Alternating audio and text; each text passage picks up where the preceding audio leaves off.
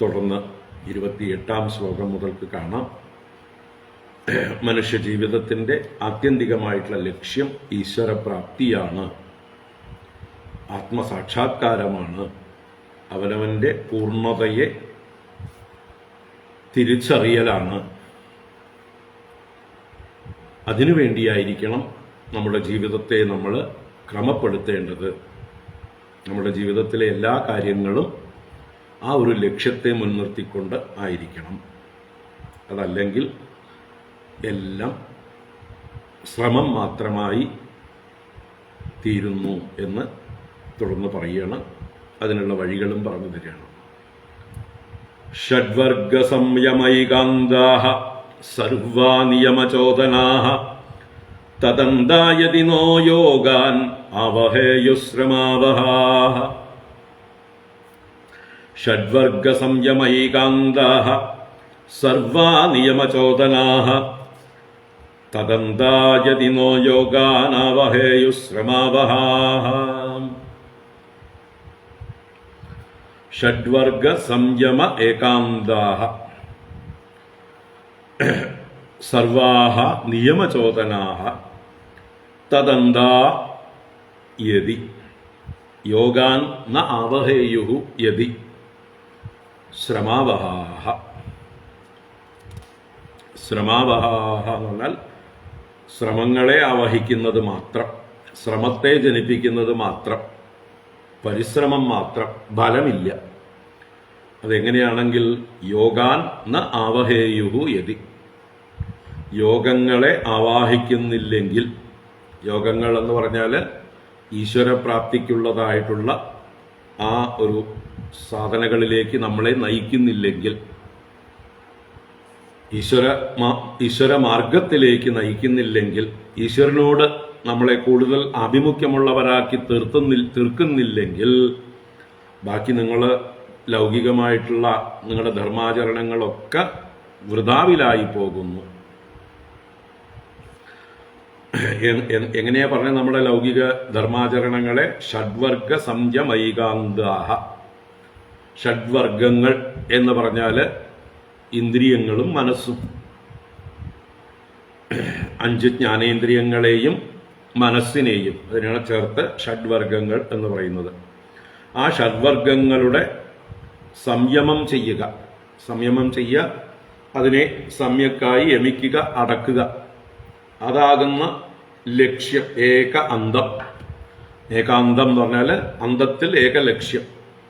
അപ്പൊ ഇന്ദ്രിയങ്ങളെയും മനസ്സിനെയും അടക്കൽ മാത്രമാകുന്ന ലക്ഷ്യത്തോടുകൂടെയും നിങ്ങൾ നിയമചോദനകൾ എന്ന് പറഞ്ഞാൽ, നിയമങ്ങൾ എന്ന് പറഞ്ഞാൽ ശാസ്ത്രവിധികൾ, ചോദനകൾ എന്ന് പറഞ്ഞാൽ പ്രേരണകൾ. അപ്പൊ ശാസ്ത്രങ്ങൾ നമ്മളോട് പലതും ചെയ്യാനായിക്കൊണ്ട് പ്രേരിപ്പിക്കുന്നുണ്ട്. നിത്യനൈമിത്തികാദി കർമ്മങ്ങളൊക്കെ ചെയ്യാനായിക്കൊണ്ട് നമ്മളെ ശാസ്ത്രങ്ങൾ പ്രേരിപ്പിക്കുന്നു. ആ ശാസ്ത്രങ്ങളുടെ പ്രേരണകളെല്ലാം തന്നെ വെറും ഇന്ദ്രിയ നിയന്ത്രണങ്ങൾക്കും മനസ്സ് നിയന്ത്രിക്കാനും വേണ്ടി മാത്രമായിട്ട് തീരുമ്പോൾ തദന്താ എന്ന് പറഞ്ഞാൽ അത് തന്നെ എൻ്റെ ആയിട്ടിരിക്കണം. തദേവ അന്തം, അത് മാത്രമാണ് പരമലക്ഷ്യം എന്ന് വിചാരിക്കുന്നു. ഇന്ദ്രിയ നിയന്ത്രണത്തിന് വേണ്ടിയിട്ടാണ് നമ്മുടെ എല്ലാ പ്രയത്നങ്ങളും എന്ന് കരുതുകയാണെങ്കിൽ, ഈശ്വരാഭിമുഖ്യം ഉണ്ടാക്കുന്നില്ലെങ്കിൽ, യോഗത്തിൻ്റെതായിട്ടുള്ള പ്രയോജനം നമുക്ക് ഇല്ല എങ്കിൽ വെറും ശ്രമാവഹാഃ. അപ്പോൾ നമ്മുടെ വർണ്ണാശ്രമധർമ്മങ്ങൾ അനുഷ്ഠിക്കുന്നത്, നമ്മുടെ നിത്യനൈമിത്തിക കർമ്മങ്ങൾ ചെയ്യുന്നത്, സദാചാരം അനുഷ്ഠിക്കുന്നത് ഒക്കെ വെറുതെ മനുഷ്യനെ ഡിസിപ്ലിൻ ചെയ്യാൻ വേണ്ടി മാത്രമല്ല, ഇന്ദ്രിയ നിയന്ത്രണം ചെയ്യാൻ വേണ്ടി മാത്രമല്ല. അങ്ങനെയാവുമ്പോൾ അത് വെറും സ്ട്രെസ്സായിട്ട് മാറും. അത് ആനന്ദമായിട്ട് മാറണമെങ്കിൽ ഇതുകൊണ്ട് വലിയൊരു പ്രയോജനം നമുക്ക് ലഭിക്കണം. ഈ പ്രയത്നങ്ങളെ കൊണ്ട് വലിയൊരു ലക്ഷ്യം പ്രാപിക്കാൻ കഴിയണം. അപ്പം എന്താണ് ആ വലിയ ലക്ഷ്യം? വലിയ ലക്ഷ്യം ആത്മസ്വരൂപനായ, ആനന്ദസ്വരൂപനായ, പൂർണ്ണസ്വരൂപനായ ആ ഈശ്വരനുമായിട്ടുള്ള മേളനം, അതാണ് യോഗം. അപ്പോൾ ആ യോഗത്തിലേക്ക് എത്തിച്ചില്ലെങ്കിൽ, ഈശ്വരപ്രാപ്തിയിലേക്ക് നമ്മളെ എത്തിച്ചില്ലെങ്കിൽ, വെറുതെ കുറേ അനുഷ്ഠാനങ്ങൾ മാത്രമാണെങ്കിൽ, ആ അനുഷ്ഠാനങ്ങളെ കൊണ്ട് മനുഷ്യനെ ഡിസിപ്ലിൻ ചെയ്യാന്ന് മാത്രമാണ് ഉദ്ദേശിക്കുന്നതെങ്കിൽ ആർക്കും അത് ഇഷ്ടാവില്ല. വെറുതെ ഡിസിപ്ലിൻഡ് ആവാൻ പറഞ്ഞാൽ തൽക്കാലം നിയമങ്ങളെ പേടിച്ചുകൊണ്ട്, ശക്തന്മാരെ പേടിച്ചുകൊണ്ട് നമ്മൾ അതൊക്കെ ചെയ്തു എന്ന് വരും. ആരെയും പേടിക്കാനില്ലാത്ത അവസരങ്ങളിൽ നമ്മൾ ആ നിയമങ്ങളെയൊക്കെ ലംഘിക്കും. നമ്മൾ സ്വയം വെച്ചിട്ടുള്ളതായിട്ടുള്ള നിയമങ്ങളെല്ലാം തന്നെ നമ്മൾ ലംഘിക്കും. ആരും കാണാനില്ല, ആരെയും പേടിക്കേണ്ടതില്ല. അങ്ങനെ അവസരം ലഭിക്കുമ്പോൾ നമ്മൾ എന്തായിത്തീരും? നമ്മൾ തോന്നിയവാസികളായിത്തീരും, താന്തോന്നികളായിത്തീരും. അപ്പം അങ്ങനെ തീരാതിരിക്കാൻ നമ്മളെ മറ്റൊരു വലിയ ലക്ഷ്യം പ്രചോദിപ്പിക്കണം. ആ വലിയ ലക്ഷ്യമാണ് ഇവിടെ യോഗ ശബ്ദം കൊണ്ട് ഉദ്ദേശിച്ചത്. ഈശ്വരപ്രാപ്തി, നമ്മുടെ ഉള്ളിലുള്ള ഈശ്വര തത്വത്തെ സാക്ഷാത്കരിക്കുക. ഞാനും ഈശ്വരനും ഒന്നാണെന്നുള്ളതായിട്ടുള്ള അറിവിൽ ഉറയ്ക്കുക. ആ ഒരു പൂർണ്ണത, ആ ഒരു ആനന്ദം, അതാണ് ലക്ഷ്യം. അതല്ലാതെ വെറുതെ ഇന്ദ്രിയങ്ങളെ നിയന്ത്രിക്കാൻ വേണ്ടി ചടങ്ങുകളല്ല. ഷഡ്വർഗ സംയമ ഏകാന്താഹ നിയമചോദനാഹ സർവ തദന്തായതി. അതോടുകൂടി അവസാനിക്കുന്നു. ഇന്ദ്രിയ നിയന്ത്രണം മാത്രമാണ് ഈ ആചാര അനുഷ്ഠാനങ്ങളുടെയൊക്കെ ലക്ഷ്യം എങ്കിൽ പാഴായിപ്പോയി. നിങ്ങൾ എത്തേണ്ടിടത്ത് എത്തിയില്ല. ശ്രമാവഹാഹ. നിങ്ങൾ വെറുതെ തെങ്ങ് വെച്ചു നാളികേരമൊന്നും കിട്ടിയില്ലെങ്കിൽ വെറും ശ്രമം മാത്രമല്ലേ? വാഴ വെച്ചു കൊല കിട്ടിയില്ലെങ്കിൽ ശ്രമം മാത്രമല്ലേ? അതിൻ്റെ ബൈ പ്രോഡക്റ്റായിട്ട് ചിലപ്പോൾ വാഴ വെച്ചാൽ ഇല കിട്ടിയെന്ന് വരും. വേറൊന്നും ഗുണമില്ല. ഇലയ്ക്ക് വേണ്ടിയിട്ടല്ലല്ലോ വാഴ വെക്കുന്നത് നമ്മൾ.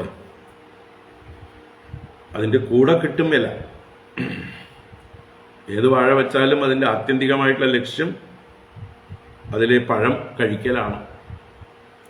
കൂട്ടത്തിൽ ഇലയും കച്ചവടം ചെയ്യാം. ധാരാളം തോട്ടമുണ്ടെങ്കിൽ അതിൽ നിന്ന് ഇല മുറിച്ച് ഇലക്കച്ചവടവും ചെയ്യാം.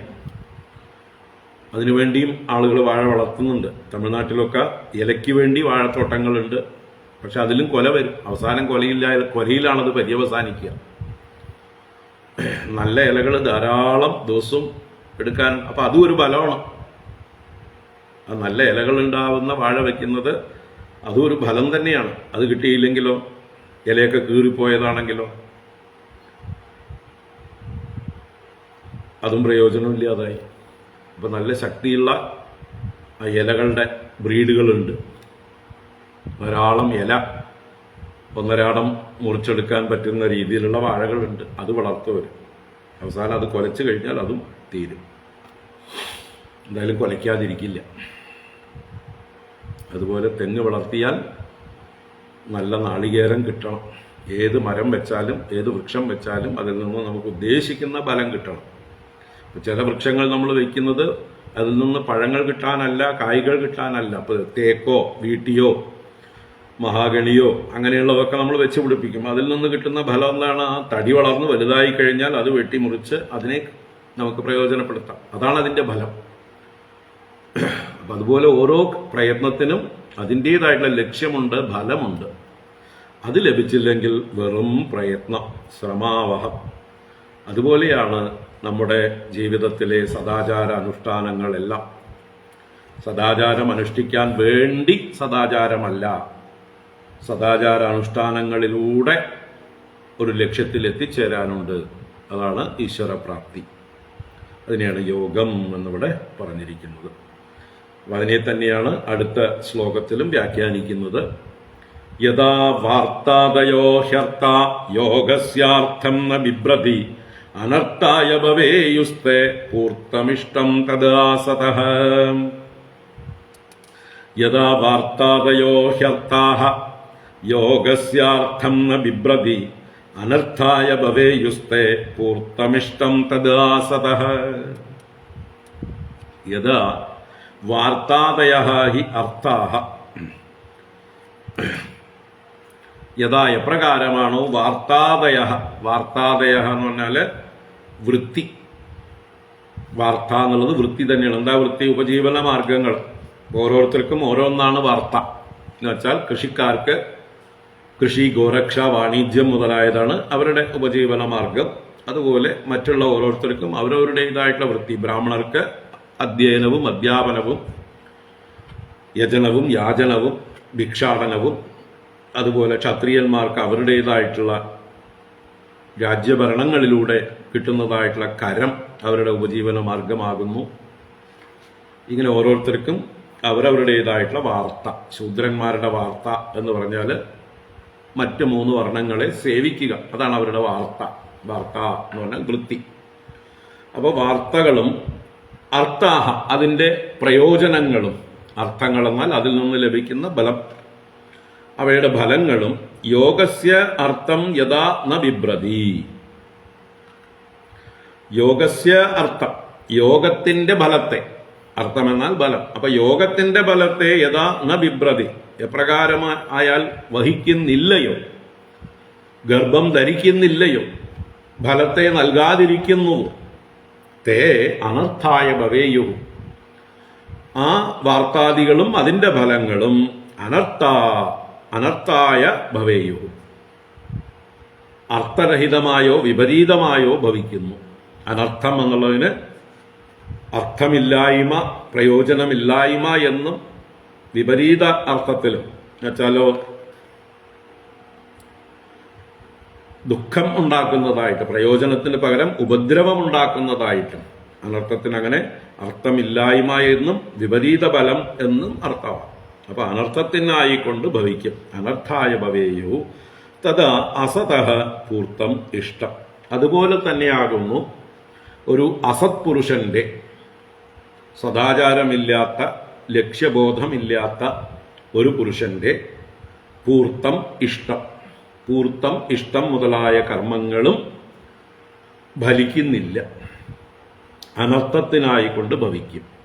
പൂർത്തം ഇഷ്ടം എന്നൊക്കെ പറഞ്ഞാൽ ഇഷ്ടം എന്നുള്ളത് ഇഷ്ടി കർമ്മങ്ങളെയാണ് ഇഷ്ടം എന്ന് പറയുന്നത്. വൈദികങ്ങളായിട്ടുള്ള യാഗങ്ങളും യജ്ഞങ്ങളും ഒക്കെ ഇഷ്ടകർമ്മങ്ങൾ, ദേവതാ ആരാധനകളെയാണ് ഇഷ്ടകർമ്മങ്ങൾ എന്ന് പറയുന്നത്. ഇഷ്ടിക ഉപയോഗിച്ച് യാഗശാലകൾ ഉണ്ടാക്കി ഇഷ്ടികർമ്മം ചെയ്യുന്നതിനെയാണ് ഇഷ്ടം എന്ന് പറയുന്നത്, ദൈവിക ആരാധന. പൂർത്തം എന്നുള്ളത് സാമൂഹിക സേവ, സാമാജിക സേവ, പ്രകൃതി സേവ, ഇതൊക്കെ പൂർത്തത്തിൽപ്പെടുന്നു. അപ്പോൾ സമൂഹത്തിന് ആവശ്യമായിട്ടുള്ള ഏതെങ്കിലും പ്രോജക്റ്റുകൾ ചെയ്തു കൊടുക്കുക, സമൂഹത്തിന് വേണ്ടി ഒരു കുളം കുഴിച്ചു കൊടുക്കാം, കിണർ കുഴിച്ചു കൊടുക്കാം, അല്ലെങ്കിൽ വഴിയാത്രക്കാർക്ക് വേണ്ടി വഴിയമ്പലങ്ങൾ, അല്ലെങ്കിൽ തണ്ണീർ പന്തലുകൾ, അല്ലെങ്കിൽ ഭാരമിറക്കി വെക്കാൻ ചുമടുതാങ്ങികൾ, അല്ലെങ്കിൽ വഴിയിലൂടെ യാത്ര പോകുന്ന പശുക്കൾക്ക് വെള്ളം കുടിക്കാനുള്ളതായിട്ടുള്ള സൗകര്യങ്ങൾ, പക്ഷികൾക്ക് വെള്ളം കുടിക്കാനുള്ളതായിട്ടുള്ള സൗകര്യങ്ങൾ, വഴിനീളെ ഫലവൃക്ഷങ്ങൾ വെച്ച് പിടിപ്പിക്കുക, ആവശ്യക്കാർക്ക്, വിശക്കുന്നവർക്കും ദാഹിക്കുന്നവർക്കും യാത്രക്കാർക്ക് ക്ഷീണിക്കുമ്പോൾ വിശ്രമിക്കാനും ഒക്കെ ആയിട്ട് വഴിയിലൊക്കെ നല്ല ഫലവൃക്ഷങ്ങൾ വെച്ച് പിടിപ്പിക്കുക, നല്ല വഴികളുണ്ടാക്കുക, ക്ഷേത്രങ്ങൾ പണിയുക, വിദ്യാലയങ്ങൾ പണിയുക, ഇങ്ങനെ സമൂഹത്തിന് പ്രയോജനപ്രദമായിട്ടുള്ള ഗ്രന്ഥശാലകൾ നിർമ്മിക്കുക, അതുവേണ്ട വ്യവസ്ഥകൾ ചെയ്യുക, ഇങ്ങനെ എന്തൊക്കെ രീതിയിൽ സമൂഹത്തിന് സേവ ചെയ്യാൻ പറ്റുമോ അതിനെയാണ് പൂർത്തം എന്ന് പറയുന്നത്. അപ്പോൾ ഇങ്ങനെയുള്ള പൂർത്തകർമ്മങ്ങളും അതുപോലെ ദൈവികങ്ങളായ ഇഷ്ടകർമ്മങ്ങളും തൽക്കാലത്തെ ഫലം മാത്രം ഉദ്ദേശിച്ചുകൊണ്ട്, അല്ലെങ്കിൽ പേരും പ്രശസ്തിയും ഉദ്ദേശിച്ചുകൊണ്ട്, തൻ്റെ ദമ്പം പ്രകടിപ്പിക്കാനായിക്കൊണ്ട് ഉദ്ദേശിച്ചുകൊണ്ട് ഒക്കെ ചെയ്യുമ്പോൾ അതൊക്കെ ഭാവിയിൽ അനർത്ഥകരങ്ങളായി തീരുന്നു. എന്നാൽ ഈ ചെയ്യുന്നതെല്ലാം ഈശ്വരപ്രാപ്തിക്കായിക്കൊണ്ട് ആണെങ്കിൽ, ചിത്തശുദ്ധി ഉണ്ടായി അതിലൂടെ ഈശ്വര അനുഗ്രഹമുണ്ടായി ആ ഈശ്വര തത്വജ്ഞാനം ഉണ്ടാവുന്നതിന് ലക്ഷ്യം വെച്ചുകൊണ്ടാവട്ടെ നമ്മുടെ സകല സൽക്കർമ്മങ്ങളും. അതല്ലെങ്കിൽ എല്ലാം അനർത്ഥത്തിനായിക്കൊണ്ട് ഭവിക്കും. കീർത്തിയാദികളൊക്കെ ഉണ്ടാവുമെങ്കിലും അഹങ്കാരാദികളെ ജനിപ്പിച്ച് നമ്മളെ ധൂർത്തന്മാരും തോന്നിയവാസികളൊക്കെ ആക്കി ആധ്യാത്മിക മാർഗത്തിൽ നിന്ന് നമ്മൾ പതിച്ചു പോകാം. അതുതന്നെയാണ് അനർത്ഥം. ഇപ്പോൾ വെറും ശ്രമാവഹങ്ങളും അനർത്ഥങ്ങളുമായി മാറാതിരിക്കാൻ എന്ത് വേണം? ഏത് കർമ്മം ചെയ്യുമ്പോഴും അത് ഈശ്വരാർപ്പണമാക്കി മാറ്റണം. യജ്ഞാർത്ഥാത് കർമ്മണോന്യത്ര ലോകോയം കർമ്മബന്ധന തദർത്ഥം കർമ്മ കൗന്ദേയ മുക്തസംഗ സമാചര. ഭഗവാൻ ഗീതയിൽ വളരെ വ്യക്തമായി അർജുനനോട് പറഞ്ഞു കൊടുക്കുന്നു. യജ്ഞാർത്ഥാത് കർമ്മണോന്യത്ര ലോകോയം കർമ്മബന്ധന. യജ്ഞാർത്ഥമായ കർമ്മങ്ങളിൽ നിന്ന് അന്യമായിട്ടുള്ള കർമ്മങ്ങൾ കർമ്മബന്ധനത്തിന് കാരണമായി തീരുന്നു. അതുകൊണ്ട് തദർത്ഥം യജ്ഞാർത്ഥം കർമ്മ കൗന്ദേയ മുക്തസംഗ സമാചര. സംഘം വെടിഞ്ഞുകൊണ്ട് ആ യജ്ഞത്തിനായിക്കൊണ്ട് കർമ്മം ചെയ്താലും യജ്ഞത്തിനായിക്കൊണ്ട് എന്ന് പറയുമ്പോൾ യജ്ഞസ്വരൂപനായ ഭഗവാനായിക്കൊണ്ട് യജ്ഞോ വൈ വിഷ്ണു. അപ്പൊ യജ്ഞസ്വരൂപനായ വിഷ്ണുവിങ്കൽ സമർപ്പിച്ചുകൊണ്ട് വിഷ്ണു പ്രസാദിക്കട്ടെ, സർവവ്യാപിയായ ഭഗവാൻ പ്രസാദിക്കട്ടെ എന്നുള്ള ഭാവനയോടുകൂടെ സകല കർമ്മങ്ങളെയും സമർപ്പിക്കുമ്പോൾ അത് ചിത്തശുദ്ധിക്കും ആത്മജ്ഞാന പ്രാപ്തിക്ക് നമ്മളെ അധികാരികളാക്കുന്നതിലേക്കും ഉയർത്തുന്നു. അല്ലെങ്കിൽ ഇതൊക്കെ വെറും അനുഷ്ഠാനങ്ങൾ മാത്രമാക്കി, ചടങ്ങുകൾ മാത്രമാക്കി, ഇത് ഞാൻ ഇന്ന കുലത്തിൽ ജനിച്ചവൻ അതുകൊണ്ട് ഞാനിത് ചെയ്യുന്നു, എൻ്റെ പിതാമഹന്മാർ എനിക്ക് പകർന്നു തന്ന ഒരു സംസ്കാരം അത് ഞാൻ നിലനിർത്താൻ വേണ്ടി ശ്രമിക്കുന്നു എന്നൊക്കെ വിചാരിച്ച് ചെയ്താൽ അതിൽ ന്യൂനതകളുണ്ട്. അപ്പം അതിൽ നമുക്ക് ഏതെങ്കിലുമൊക്കെ കാരണങ്ങളാൽ പലതരത്തിൽ നമ്മൾ വെള്ളം ചേർക്കാനായിട്ട് ശ്രമിക്കും, കോംപ്രമൈസ് ചെയ്യാനായിട്ട് ശ്രമിക്കും. കാരണം അവിടെ കമ്മിറ്റ്മെന്റ് ഇല്ല. കമ്മിറ്റ്മെന്റ് ആകെ ഉള്ളത് പിതൃപിതാമഹന്മാരോടുള്ള കമ്മിറ്റ്മെന്റേ ഉള്ളൂ. അവർ ചെയ്തിരുന്നു, ആ സമൂഹത്തിൽ ഞാൻ ജീവിക്കുന്നത് കൊണ്ട്, ആ സമൂഹം എന്നെ അംഗീകരിക്കേണ്ടത് കൊണ്ട്, ഞാനൊരു സാമൂഹ്യ ജീവിയായതുകൊണ്ട്, എനിക്ക് മറ്റുള്ളവരുടെയൊക്കെ സഹായങ്ങൾ പല കാര്യങ്ങൾക്കും ആവശ്യമുള്ളത് കൊണ്ട് ഞാനത് യാന്ത്രികമായിട്ട് അവരെ ബോധ്യപ്പെടുത്താൻ വേണ്ടി അനുഷ്ഠിക്കുന്നു.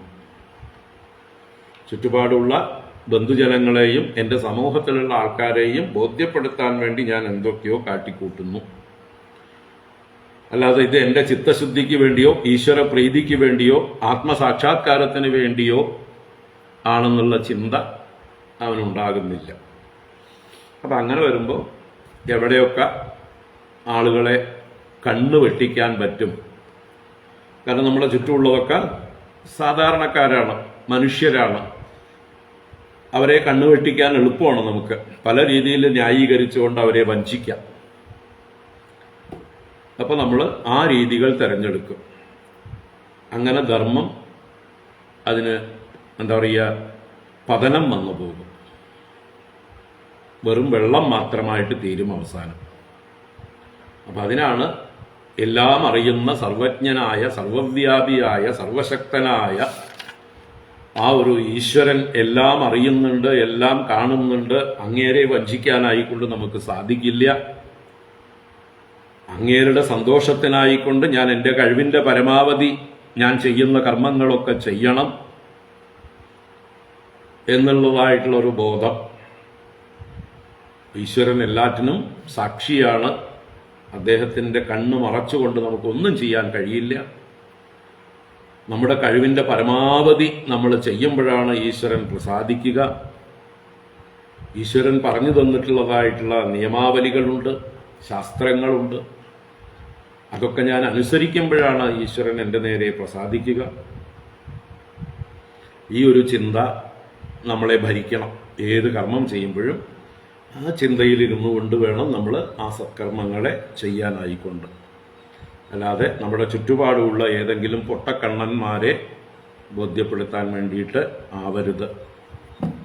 അല്പന്മാരായിട്ടുള്ള ആളുകളെ ബോധ്യപ്പെടുത്താൻ വേണ്ടിയിട്ടാവുമ്പോൾ അവരുടെ അല്പത്തരം നമ്മൾക്ക് അറിയാൻ കഴിയും. അവരെ വഞ്ചിക്കാൻ നമുക്ക് എളുപ്പം സാധിക്കും. അപ്പോൾ അതിലൂടെ നമ്മൾ ആരെയാ വാസ്തവത്തിൽ വഞ്ചിക്കുന്നത്? ആത്മവഞ്ചനയാണ് ചെയ്യുന്നത്. നമ്മൾ നമ്മളെ തന്നെയാണ് വഞ്ചിക്കുന്നത്.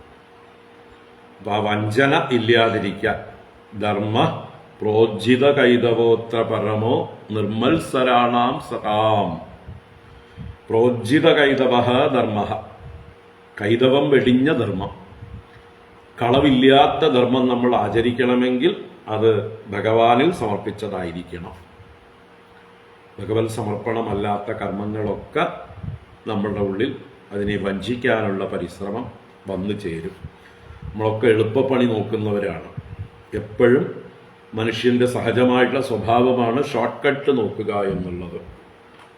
അങ്ങനെ ഷോർട്ട് കട്ട് നോക്കിയിട്ടാണ് ഇപ്പോൾ വെറും ഷോർട്ട് കട്ടേ ഉള്ളൂ. എവിടേക്കാ പോകേണ്ടതെന്ന് അറിയില്ല, പക്ഷെ ലക്ഷ്യം അറിയില്ല. കണ്ട ഷോർട്ട് കട്ട് കൂടെയൊക്കെ ഓടിക്കേറും. അവസാനം ഏത് പടുകുഴിയിലാണ് ചെന്ന് ചാടുന്നത് എന്ന് നോക്കുന്നില്ല. അപ്പം അതാണ് മനസ്സിലാക്കേണ്ടത്. യഥാ വാർത്താദയോ ഹ്യർത്ഥാഃ യോഗസ്യാർത്ഥം ന ബിഭ്രതി അനർത്ഥായ ഭവേയുസ്തേ പൂർത്തമിഷ്ടം തദാ സതഃ. അപ്പം നമ്മുടെ വർണ്ണാശ്രമധർമ്മങ്ങൾ ആചരിക്കുന്നതാവട്ടെ, സദാചാരങ്ങൾ അനുഷ്ഠിക്കുന്നതാവട്ടെ, നിത്യനൈമിത്തിക കർമ്മങ്ങൾ ചെയ്യുന്നതാവട്ടെ, ബാക്കി ഏതൊക്കെ ഇഷ്ടാപൂർത്ത കർമ്മങ്ങൾ ചെയ്യുന്നുവോ എല്ലാം തന്നെ ഈശ്വരാർപ്പിതം ആയിട്ടില്ല എങ്കിൽ, ആത്മസാക്ഷാത്കാരം എന്ന ലക്ഷ്യത്തിനല്ല എങ്കിൽ, താൽക്കാലിക ലക്ഷ്യങ്ങൾക്കാണെങ്കിൽ അത് പതനത്തിന് കാരണമായി തീരും, അനർത്ഥമായി ഭവിക്കും. വ്യക്തമായിട്ട് ഉൾക്കൊള്ളുക. അതുകൊണ്ട് നമ്മൾ ആചരിക്കുന്ന കർമ്മങ്ങളെല്ലാം തന്നെ നമ്മുടെ ശ്രേയസ്സിന് വേണ്ടിയിട്ടാണ്, വേറെ ആരെയും ബോധ്യപ്പെടുത്താനല്ല, നമ്മുടെ ശ്രേയസ്സിന് വേണ്ടിയിട്ടാണ്, ഈശ്വര പ്രീതിക്ക് വേണ്ടിയിട്ടാണ്. ഈ കാര്യങ്ങളാണ് അടിവരയിട്ട് മനസ്സിൽ ഉറപ്പിക്കേണ്ടത്. എങ്കിൽ മാത്രമേ നമ്മൾ ധർമാചരണത്തിൽ വീഴ്ച വരുത്താതിരിക്കുകയുള്ളൂ. പൂർണ്ണമായിട്ടുള്ള നമ്മുടെ ശക്തിക്കനുസരിച്ച് നമ്മൾ പ്രവർത്തിക്കുകയുള്ളൂ. യഥാശക്തി പ്രവർത്തിക്കുമ്പോഴേ അത് പൂജയായി മാറുന്നുള്ളൂ. അപ്പോഴേ ഈശ്വര പ്രീതി ഉണ്ടാവുന്നുള്ളൂ. അപ്പോഴേ നമ്മുടെ വികാസം ഉണ്ടാവുന്നുള്ളൂ. യശ്ചിത്ത വിജയേയത്തഃ സ്യാം നിസ്സംഗോ പരിഗ്രഹഃ ഏകോ വിവിക്തശരണോ ഭിക്ഷുർഭിക്ഷാമിതാശനഃ. യശ്ചിത്ത വിജയേയത്തഃ സ്യാം നിസ്സംഗോ പരിഗ്രഹഃ ഏകോ വിവിക്തശരണോ ഭിക്ഷുർഭിക്ഷാമിതാശനഃ.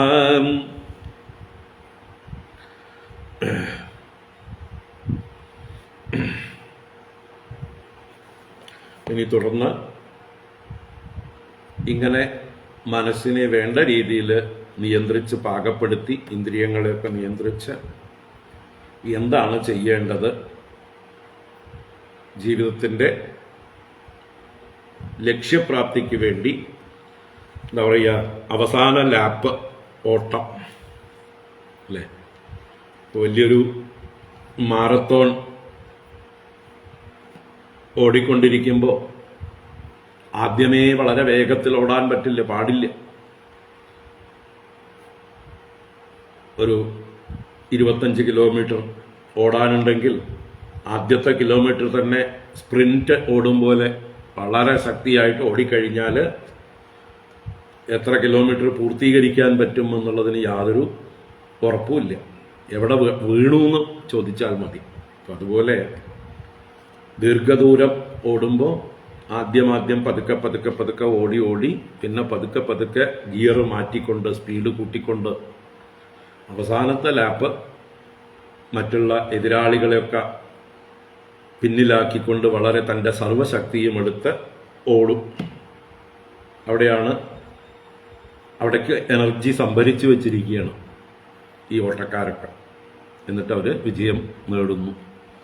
അപ്പം അതുപോലെ നമ്മുടെ ജീവിതത്തിലെ അവസാന ലാപ്പാണ് ഈ ഗൃഹസ്ഥാശ്രമം. അതിലൂടെ സാധിക്കേണ്ട കാര്യങ്ങളൊക്കെ സാധിച്ച് അതിലൂടെ പാകത നേടി ചിത്തശുദ്ധി നേടി ആത്മജ്ഞാനത്തിനായിക്കൊണ്ടുള്ള സാധനകളെ തീവ്രമാക്കേണ്ടത്. അപ്പം അതിലേക്ക് കടക്കുകയാണ്.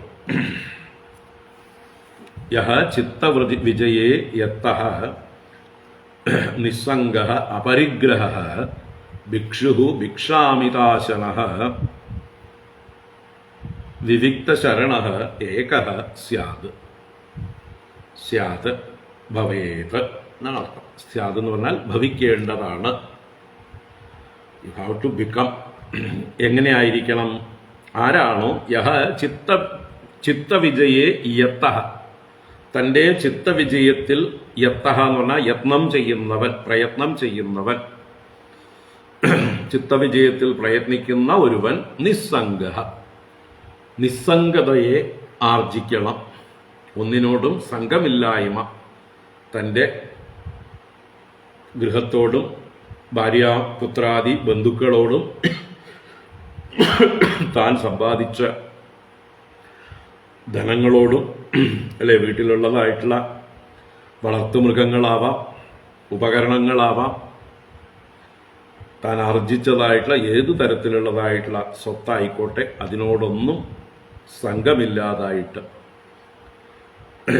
അത് വളർത്തിക്കൊണ്ടുവരണം. നിസ്സംഗത വളർത്തിക്കൊണ്ടുവരണം. അപ്പോൾ നിസ്സംഗ, സംഘത്തിൽ നിന്ന് വിട്ടവനായിട്ട്, അപരിഗ്രഹ, പരിഗ്രഹമില്ലാതെ എന്ന് വെച്ചാൽ പൊസഷൻസ് ഒന്നും കയ്യിലില്ലാതെ, തൻ്റെ കയ്യിലുള്ള വസ്തുക്കളെയൊക്കെ നിസ്സാരമായി കണ്ട് ഇതൊന്നുമല്ല എൻ്റെ ജീവിത ലക്ഷ്യം എന്ന് വിചാരിച്ചുകൊണ്ട് അവയൊക്കെ കൈവിട്ടു പോകാൻ, ഉപേക്ഷിക്കാൻ ഉള്ള കരുത്ത് ഉണ്ടാകണം, ആർജിക്കണം. അങ്ങനെ അപരിഗ്രഹനായിട്ട്, പരിഗ്രഹമില്ലാത്തവനായിട്ട്, ഒന്നിലും എൻ്റേതെന്നുള്ളതായിട്ടുള്ള മമതയില്ലാതെ, ഭിക്ഷുഹു, ഭിക്ഷാടനം കൊണ്ട് ജീവിക്കുന്നവനായിക്കൊണ്ട്.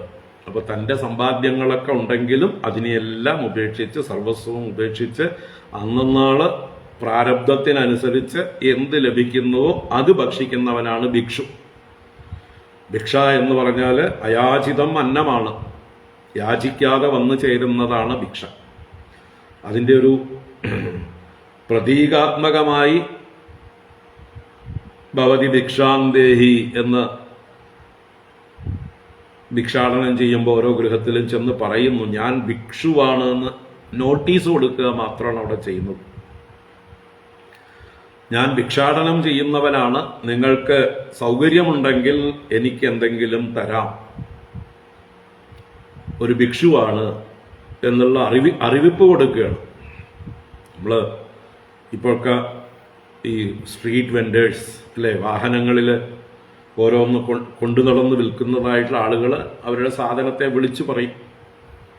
പച്ചക്കറി വിളിച്ചു പറയുന്നവരുണ്ട്, മത്സ്യം വിളിച്ചു പറയുന്നവരുണ്ട്, വേറെന്തെങ്കിലും പ്ലാസ്റ്റിക് സാധനങ്ങൾ വിളിച്ചു പറയുന്നവരുണ്ട്, അലുമിനിയം പാത്രങ്ങൾ വിളിച്ചു പറയുന്നവരുണ്ട്, മൺകുടങ്ങൾ വിളിച്ചു പറയുന്നവരുണ്ട്, ധാന്യങ്ങൾ വിളിച്ചു പറയുന്നവരുണ്ട്. കൂട്ടത്തിൽ ഒരു വിളിച്ചു പറയലായിട്ട് ഭവതി ഭിക്ഷാന്തേഹി എന്ന് വിളിച്ചു പറയുന്നതായിട്ട് ഭാവിക്കണം. അറിയിക്കാനുള്ളൊരു ശബ്ദം മാത്രമാണത്. ഇതാ ഒരു ഭിക്ഷു വന്നിട്ടുണ്ട്, നിങ്ങൾക്ക് വേണമെങ്കിൽ ഭിക്ഷ കൊടുക്കാം എന്നുള്ളൊരു അറിയിപ്പ് കൊടുക്കുന്നു. അങ്ങനെ ഒരു ഗൃഹത്തിന്റെ മുമ്പിൽ ചെന്ന് 3 പ്രാവശ്യമേ വിളിച്ചു പറയാൻ പാടുള്ളൂ എന്നുണ്ട്. അങ്ങനെ 1ാമത്തെ വീട്ടിൽ കിട്ടിയില്ലെങ്കിൽ 2, 3 വീടുകളിൽ പോകാം. 3 വീടുകളിലും കിട്ടിയില്ലെങ്കിൽ 4ാമത്തെ വീട്ടിൽ പോകേണ്ടതില്ല എന്ന് ഒരു ശാസ്ത്രം പറയുമ്പോൾ 7 ഗൃഹങ്ങൾ വരെ ആവാമെന്ന് ചില സ്മൃതികളിലൊക്കെ പറഞ്ഞിട്ടുണ്ട്. അങ്ങനെ പരമാവധി 7 ഗൃഹങ്ങൾ വരെ തനിക്ക് അന്നേക്ക് ആവശ്യമായിട്ടുള്ള ഭക്ഷണം അന്വേഷിച്ച് ചെല്ലാം. ആവശ്യമുള്ളത് കിട്ടിക്കഴിഞ്ഞാൽ പിന്നെ 7 തികയ്ക്കേണ്ട കാര്യമൊന്നുമില്ല. ആദ്യത്തതിൽ തന്നെ കിട്ടിയാൽ പിന്നത്തെ 6 അവിടെ നിൽക്കുക, നാളെ നോക്കാം. ഏഴിലും കിട്ടിയില്ലെങ്കിലോ അന്ന് തനിക്ക് യോഗമില്ല എന്ന് നിശ്ചയിച്ച് അടങ്ങി ഒരു ഭാഗത്ത് വിശ്രമിക്കുക. ഇന്ന് എനിക്ക് ഭക്ഷണം വിധിച്ചിട്ടില്ല, എൻ്റെ പ്രാരബ്ധം ഇന്നിതാണ് എന്ന് കരുതി അടങ്ങിയിരിക്കാനും പഠിക്കണം, പരിശീലിക്കണം. അതാണ് ഭിക്ഷുവിൻ്റെ ധർമ്മം. അപ്പം ഇങ്ങനെ ഭിക്ഷുവായി യദൃച്ഛാലാഭ സന്തുഷ്ടനായി എന്നർത്ഥം. ഭിക്ഷ മിതാശനഃ എന്ന് വായിക്കണം. ഭിക്ഷ മിതാശനഃ, ഭിക്ഷയെ മിതമായി അശിക്കണം. അതിവിടെ സൂചിപ്പിച്ചു കണ്ടു. ഞാൻ പറഞ്ഞില്ലേ, ആദ്യത്തെ വീട്ടിൽ തന്നെ കിട്ടേണ്ടത് കിട്ടിക്കഴിഞ്ഞാൽ പിന്നെ അമിതാശനായി മാറരുത്. എല്ലാ വീട്ടിലും പോയി 7 വീട് വരെ ഭിക്ഷ എടുക്കാമെന്ന് വിധിയുണ്ട് എന്ന് പറഞ്ഞിട്ട് എല്ലായിടത്തു നിന്നും വാങ്ങിക്കൂട്ടുകയല്ല വേണ്ടത്. മിതാശനഃ, മിതമായി അശിക്കുന്നവനായിക്കൊണ്ട് തൻ്റെ ജീവൻ കിടക്കാൻ വേണ്ടി, ശരീരയാത്രയ്ക്ക് വേണ്ടി ആവശ്യമായിട്ടുള്ളത് മാത്രം അശിക്കുന്നവൻ മിതാശനഃ. അപ്പൊ ഭിക്ഷയെ മിതാശനമായി ഭിക്ഷൌഷധം ഭുജ്യതാമെന്ന് ഭഗവാൻ ആദിശങ്കരാചാര്യര് സാധനാ പഞ്ചകത്തിൽ പറയും. ഭിക്ഷൌഷധം ഭുജ്യതാം, ഭിക്ഷയാകുന്ന ഔഷധത്തെ ഭുജിച്ചാലും എന്ന് പറഞ്ഞാൽ മരുന്ന് കഴിക്കും പോലെ. മരുന്ന് നമ്മൾ അധികം കഴിക്കില്ലല്ലോ, ആവശ്യത്തിനുള്ളതല്ലേ കഴിക്കുള്ളൂ. അതുപോലെ ഭക്ഷണവും ശരീരം നിലനിർത്താൻ ആവശ്യമായത് മാത്രം കഴിച്ചുകൊണ്ട്. അതാണ് ഭിക്ഷ മിതാശനഃ വിവിക്തശരണഃ. പിന്നെ ആളുകളെ ഉപദ്രവിക്കാതെ, ആരുടെയും ഉപദ്രവവും ഇല്ലാത്തിടത്ത് സ്വയം വിജനത്തെ സേവിക്കുന്നവനായിട്ട്, അതാണ് വിവിക്ത ശരണഃ. വിവിക്ത ദേശത്തിൽ ശരണം പ്രാപിക്കുന്നവനായിട്ട്, ഏകാന്തത്തെ ആശ്രയിക്കുന്നവനായിട്ട്. ഏകഃ സ്യാത്, ഏകനായി ഭവിക്കണം. 2 ആളുണ്ടായാൽ തർക്കങ്ങളും കലഹങ്ങളും മത്സരങ്ങളും ഒക്കെ ഉണ്ടാവും. രണ്ടാമതൊരാളെ കണ്ടുകിട്ടിയാൽ തമ്മിൽ സംസാരം ആരംഭിച്ച്, ഞാൻ ഇന്ന് ഇന്ന വഴിക്ക് പോയപ്പോൾ അവിടുന്ന് എനിക്ക് സുഭിക്ഷമായിട്ട് ഭക്ഷണം കിട്ടി, അങ്ങേക്കൊന്നും കിട്ടിയില്ലെങ്കിൽ ആ വഴിക്ക് പൊക്കോളൂ എന്ന് പറഞ്ഞ് നമ്മളെ പ്രേരിപ്പിക്കും. അതൊരു വിക്ഷേപമായിട്ട് പിന്നെ മാറും. അത് ശരി, ഞാൻ ആ വഴിക്ക് പോണ്ടിയിരുന്നു, ഞാൻ പോയ വഴി തെറ്റിപ്പോയി എന്ന് സ്വയം ദുഃഖം തോന്നും. ഇനി താൻ ചെല്ലുന്ന സമയത്ത് അവിടെ എല്ലാം കഴിഞ്ഞു പോയാൽ നിരാശ തോന്നും. അപ്പം ഇങ്ങനെ പലതും, ചെറിയ സംവാദം മതി നമ്മളെ അസ്വസ്ഥരാക്കാൻ. രണ്ടാമതൊരാളെ കണ്ടുമുട്ടി എന്തുണ്ട് വിശേഷം എന്ന് ചോദിച്ചാൽ മതി, അയാൾ വിശേഷ ഭാണ്ഡം തുറന്നു വയ്ക്കും. അത് നമ്മുടെ വിക്ഷേപത്തിന് കാരണമാകും. അപ്പോൾ അനാവശ്യമായിട്ടുള്ള സംഭാഷണങ്ങൾ ഒഴിവാക്കുക, സംസാരം ഒഴിവാക്കുക, മൗനം അവലംബിക്കുക. അതിന് സഹായം ഏകാന്തതയാണ്, ഏകനായി സഞ്ചരിക്കലാണ് എന്ന് ഇവിടെ പറയണം. ഏകഃ സ്യാത്, ഒറ്റയ്ക്കാവണം, ഏകനായിരിക്കണം. എന്നിട്ട് എന്ത് ചെയ്യണം? യോഗം അഭ്യസിക്കണം. അപ്പൊ ശരീരയാത്രയ്ക്ക് അത്യാവശ്യമായിട്ടുള്ള ചേഷ്ടകൾ ചെയ്ത് ഭിക്ഷാടനം ചെയ്ത് വിജനദേശത്ത് ചെന്നിരുന്ന് ഏകാന്തനായിരുന്ന് തൻ്റെ ഉള്ളിലേക്ക് തിരിയണം, അന്തർമുഖനാവണം. അത് ധ്യാന പദ്ധതി ഇനി തുടർന്ന് പറയണം. ഭഗവത്ഗീതയിൽ ഭഗവാൻ 6-ാം അധ്യായത്തിൽ ധ്യാനയോഗം എങ്ങനെയാണെന്ന് വർണ്ണിക്കുന്നുണ്ട്.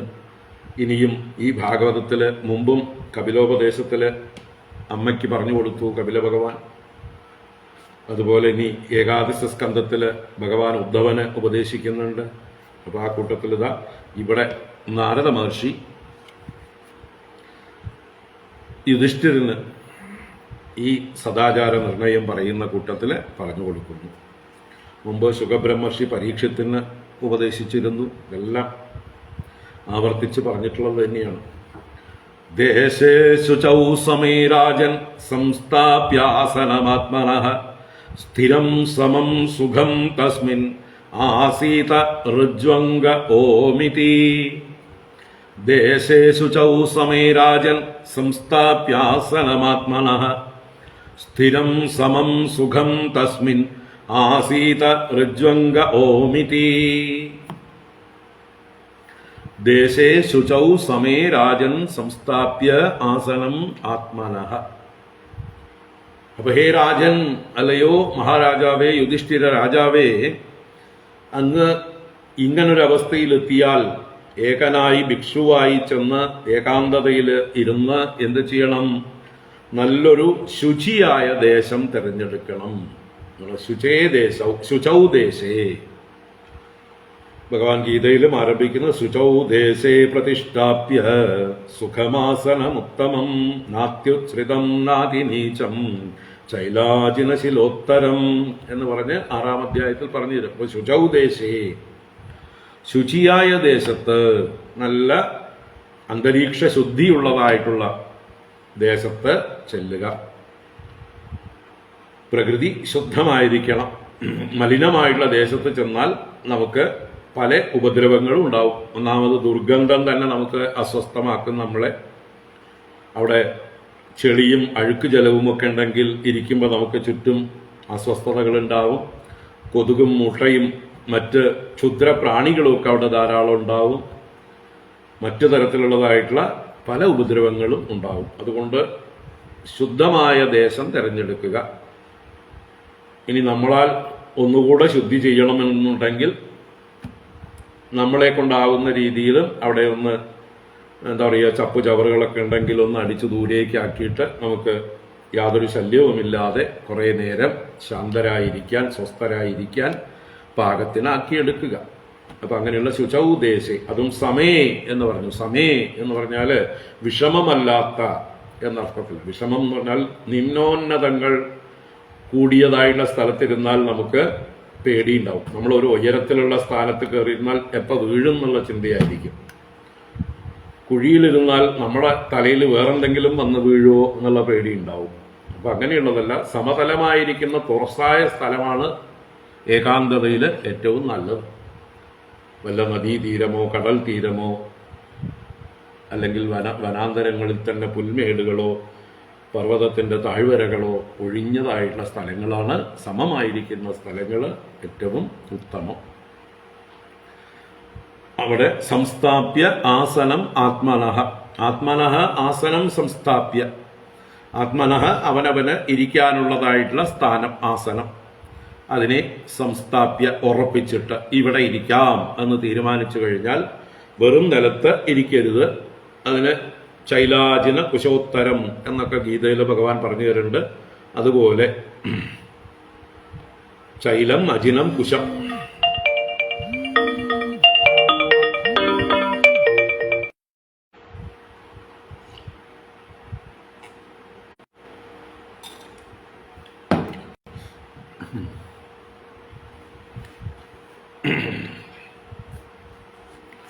പണ്ട് മൊബൈലൊക്കെ ഉണ്ടായിരുന്നെങ്കിൽ ഇതും കൂടി പറയേണ്ടിയിരുന്നു അല്ലേ? മൊബൈലുകളൊക്കെ പൂർണ്ണമായും സ്വിച്ച് ഓഫ് ചെയ്തിട്ട് അല്ലെങ്കിൽ ഒഴിവാക്കിയിട്ട് എന്നേക്കുമായിട്ട് ഈ ഒരു ലക്ഷ്യം മുന്നിൽ നിർത്തിക്കൊണ്ട് ലോകത്തിൽ ആരുമായിട്ടും ഒരു തരത്തിലുള്ളതായിട്ടുള്ള എന്താ പറയുക, കമ്മ്യൂണിക്കേഷനും വേണ്ട, എല്ലാം വിക്ഷേപ കാരണമാണ് എന്ന് കരുതിക്കൊണ്ട് എല്ലാറ്റിനെയും ഉപേക്ഷിക്കണം. അപ്പോൾ സംസ്ഥാപ്യ ആസനം, ആസനം സംസ്ഥാപ്യ ശൈലാജിന കുശോത്തരം. കുശം എന്ന് പറഞ്ഞാൽ ദർഭ, ദർഭ അടിയിൽ വിരിക്കുക. അതിൻ്റെ മുകളിൽ അജിനം എന്ന് പറഞ്ഞു. അജിനം എന്നാൽ മാൻതോലൊക്കെയാണ്. പണ്ട് കാലത്ത് അതൊന്നും ബുദ്ധിമുട്ടില്ലാതെ കിട്ടും. കാട്ടിലെ സിംഹങ്ങൾ വേട്ടയാടിയ മാനുകളുടെ തോലൊക്കെ കിടക്കുന്നുണ്ടാവും, ഉണങ്ങി കിടപ്പുണ്ടാവും. അതിനെ എടുത്ത് ഒന്നുകൂടെ വൃത്തിയാക്കി സംസ്കരിച്ചെടുത്ത് ഇരിക്കാൻ പാകത്തിനാക്കി എടുത്ത് മുറിച്ചെടുക്കാം. ഇന്നിപ്പോൾ അതൊന്നും പാടില്ല. ഇന്ന് നമ്മളെ പിടിച്ചോണ്ട് പോകും. മാൻതോലും പുലിത്തോലും ഒക്കെ ഉപയോഗിച്ചാൽ ഫോറസ്റ്റ് ഡിപ്പാർട്ട്മെന്റ് വന്ന് പിടിച്ചോണ്ട് പോകും. ഇന്ന് നമ്മുടെ വീട്ടിൽ വരുന്ന പന്നിയെ പോലും കൊല്ലാൻ ലൈസൻസ് ഇല്ല നമുക്ക്. പറഞ്ഞു വന്നത്, അജിനത്തിന് പകരം ഇന്ന് നമുക്ക് കമ്പിളി വസ്ത്രങ്ങൾ ഉപയോഗിക്കാം. ഇത്തിരി ഘനമുള്ളതായിട്ടുള്ള, തണുപ്പ് അടിക്കാത്തതായിട്ടുള്ള വസ്ത്രങ്ങൾ, കമ്പിളി വസ്ത്രങ്ങൾ ഉപയോഗിക്കാം. അതിൻ്റെ മുകളിൽ ശൈലം എന്ന് പറഞ്ഞാൽ ചേല, ഒരു കോട്ടൺ വസ്ത്രം, നല്ല നനുത്തതായിട്ടുള്ള ഒരു കോട്ടൺ വസ്ത്രം ഇതിൻ്റെ മുകളിൽ ഇട്ട് കഴിഞ്ഞാൽ ആ കമ്പിളിയുടെ തന്നെ വല്ല കുത്തലോ രോമങ്ങളുടെ കുത്തലോ ഒന്നുമില്ലാതിരിക്കാനാണ് മുകളിൽ ചൈലം വിരിക്കാൻ പറഞ്ഞിരിക്കുന്നത്. അങ്ങനെ ഏറ്റവും മുകളിൽ ചേലയും തൊട്ടു താഴെ കമ്പിളിയും അതിന് താഴെ ദർഭ എന്നുള്ളതിന് പകരം നമുക്ക് പുല്ലുപായകളോ അല്ലെങ്കിൽ പ്ലാസ്റ്റിക് പായകളോ അല്ലേ എന്താ കിട്ടിയച്ചാൽ അത് വിരിക്കുക. അപ്പൊ എന്തായാലും ഇങ്ങനെ ആസനം ഉറപ്പിച്ചിട്ട് എങ്ങനെയുള്ള എന്തായിരിക്കണം ആസനത്തിന്റെ സ്വഭാവം? സ്ഥിരം സമം സുഖം. ആസനത്തെ വർണ്ണിച്ചപ്പോൾ പതഞ്ജലിയും വർണ്ണിച്ചിട്ടുണ്ട് സ്ഥിരം സുഖം ആസനം. നമ്മൾ ധ്യാനത്തിനായിക്കൊണ്ട് ഇരിക്കുന്നതായിട്ടുള്ള ആസനം സ്ഥിരമായിട്ടുള്ളതാവണം. സ്ഥിരം എന്ന് പറഞ്ഞാൽ നമുക്ക് കുറേ നേരം ഉറച്ചിരിക്കാൻ കഴിയണം, ഇളകിക്കൊണ്ടിരിക്കുന്നതാവരുത്. എന്നുവെച്ചാൽ നമ്മുടെ ശരീരത്തിന് ഇളക്കമുണ്ടാകാത്ത രീതിയിലുള്ളതായിട്ടുള്ള ഉറച്ചിരിക്കാൻ പറ്റുന്ന ഒരു ആസന രീതി നമ്മൾ തിരഞ്ഞെടുക്കണം.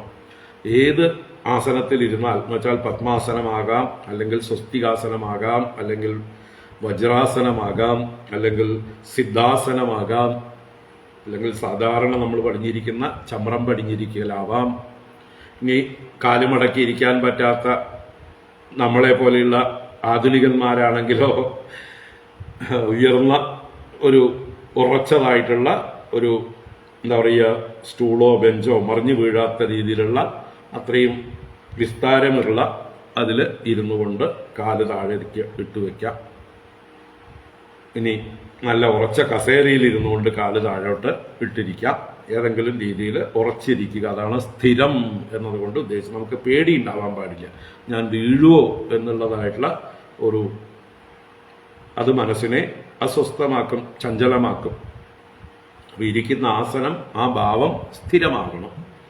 സമം എന്ന് പറഞ്ഞാൽ ബാലൻസ് ആയിട്ടുള്ള സ്ഥലത്ത്, സമമായ സ്ഥലത്ത് ശരീരത്തെയും സമമാക്കിക്കൊണ്ട് മുന്നോട്ടോ പിന്നോട്ടോ ശരീരം കുനിഞ്ഞിരുന്നാൽ ആഞ്ഞിരുന്നാൽ കുറച്ച് കഴിയുമ്പോൾ കണ്ണടച്ച് കഴിയുമ്പോൾ ബാലൻസ് നഷ്ടപ്പെടും, മൂക്കും കുത്തി താഴെ വീഴും. അപ്പൊ സമമായിട്ട് എന്ന് വെച്ചാൽ ഇവിടെ സ്റ്റഡി ആയിട്ട് നടത്താം. നട്ടെല്ല് നിവർത്തി സമം കായ ശിരോ ഗ്രീവം എന്ന് ഗീതയിൽ പറയും. കായം ശിരസ് ഗ്രീവ. കായം ശരീരം, ശിരസ്, ഗ്രീവ എന്ന് പറഞ്ഞാൽ കഴുത്ത്. ഇത് മൂന്നും ഋജുവായിട്ട് ഒരേ ലൈനിൽ വരുന്നത് പോലെ നടത്താം. അതാണ് ഇവിടുത്തെ സമം. അതിനിവിടെ ഋജു അംഗ എന്നും പ്രത്യേകം എടുത്ത് പറഞ്ഞിട്ടുണ്ട്. അപ്പോൾ സുഖമായിട്ട് കംഫർട്ടബിൾ ആയിട്ട് നമുക്ക് ഒരു മുഹൂർത്തം ഇരിക്കാൻ കഴിയണം. ഒരു മുഹൂർത്തം എന്ന് പറഞ്ഞാൽ 48 മിനിറ്റ്, 2 നാഴിക ഇരിക്കാൻ പറ്റുന്ന ആ ഒരു പോസ്ചർ തിരഞ്ഞെടുക്കുക. അതാണ് സ്ഥിരം സമം സുഖം തസ്മിന്ന് ആസീത. അതിൽ ഇരിക്കേണ്ടതാണ്. എങ്ങനെ? ഋജു അംഗ, ഋജുവായ അംഗത്തോടെ നിവർന്നിരുന്ന് നട്ടെല്ല് നിവർത്തിയിരുന്നു കൊണ്ട്.